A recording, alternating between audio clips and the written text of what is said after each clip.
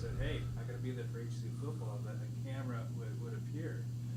Didn't happen. And traffic issues in Oh, yeah. Eureka, huh? Yes, yes. Okay.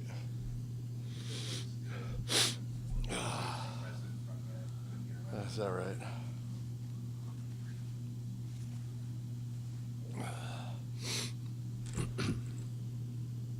All right, Coach. For the first time this season, you have a loss. How do you think this Jacks team is going to respond? Having the first defeat of the season. Again, we're going to respond just fine. We're disappointed certainly, but I read somewhere today where at this point in the season there's only 15 undefeated teams out of 170 that play Division II football. So again, we've got to respond the right way. We've got to use it as added motivation. Not that any is needed, but the first half we played, the three difficult opponents in our conference in Azusa Pacific, Western Oregon, and Central Washington, all on the road. And the good thing about our schedule, we have those three games at home as we look to the back half of the year. So we're excited to be home. Azusa Pacific is playing much better, having added Kurt Scobie, their running back to their offense. And it'll certainly be a challenge and a great homecoming game Saturday. Facing Central last week, obviously a challenge for your defense. What did you see that went, wrong, and what do you guys need to correct, facing the Cougars? As you said, that they have a running back that you haven't seen this. Well, we lost the line of scrimmage on both sides of the ball last week, and that's disappointing, certainly. We got outplayed, and that happens in the game of football, and 50% of those teams that played Saturday lost, and for the first time this year, we are part of that 50%. But we're going to respond as champions do, and we got great kids, a great character on this football team, and we will. It's our job to get back on our feet and get ready for a very, very difficult opponent this Saturday in Azusa. So. Again, you give credit to Central Washington. They're a very good football team, very deserving of their high national ranking. And we lost to a very good football team on the road. Again, that happens in this game. And again, we will respond the right way. We're 4-1. Let's not forget that, okay? We've done some really good things in the first half of this season, but our season will really be remembered for what we do in the second half. And obviously some very difficult games. One thing you see is there's great parity in the GNAC, and it's a very, very strong conference that we play in. You look at how we've done out of conference. We had the big win, a week ago against Chadron State, team from the RMAC. Azusa Pacific on Saturday night defeated a really solid and a team that had been nationally ranked this season, Colorado School of Mines. They've been a playoff team, a couple times over the past few years.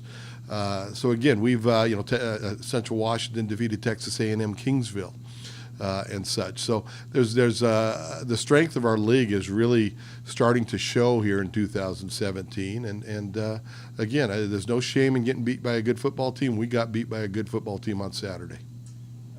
Gardner did reach the end zone. You guys lose. How important is it for him? I know to pick up those yards, but also find the end zone. Well, again, we take great pride in our ability to run the football. Certainly, that's where our offense starts. And we were not able to do so on Saturday. To be held to 41 yards is really disappointing. But I know the kids that we have up front. I know the kids we have at receiver and in the backfield, and how they will use the disappointment of Saturday as added motivation to be better this week. And we're going to have to be better. Again, Azusa Pacific, like I said, we beat them game one for us, but they've got their running back, and they're really right now hitting on all cylinders, having won 3 straight, and the big win over Colorado Mines Saturday. So, but again, our players will bounce back. I'm very confident in that.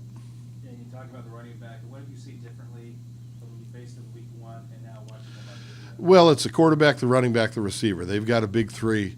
We like to talk about Weber and Gardner and Crevichet. Well, they've got a big three also at those 3 positions. And again, the running back's dynamic. We saw him a year ago, and he really gives them a comfort level offensively that they may have lacked the first time around. And then Weston Carr, the receiver, Elfers, the quarterback, are as good as we'll see in this conference. So, again, just a very, very strong offense and another tremendous challenge for our defense. How big of a homecoming is this? I mean, it's always special for a homecoming, but the fact not knowing the uncertainty of the program, we're hoping that this isn't the last football homecoming at Humboldt, but it could be. But what do you think about when having this homecoming on Saturday? Well, I learned my first year the importance of homecoming to Humboldt State, and I'd come from a school where homecoming was not a big deal. But it clearly is all of that here at Humboldt. Many alums come back. It's the one game, that they'll come back for. And obviously, with what we've had to deal with and the uncertainty that exists right now, I know that a lot of alums that may not have come in the past are coming to this one, and we appreciate that. It should be an electric atmosphere in the Redwood Bowl on Saturday night. We're gonna fill that place, I think, and we need that support. But yeah, it's kind of unusual what we have dealt with, are dealing with. But I think homecoming is a great time for our supporters to come out and show just how important this football program is to them, their families, and that they want to see it keep going.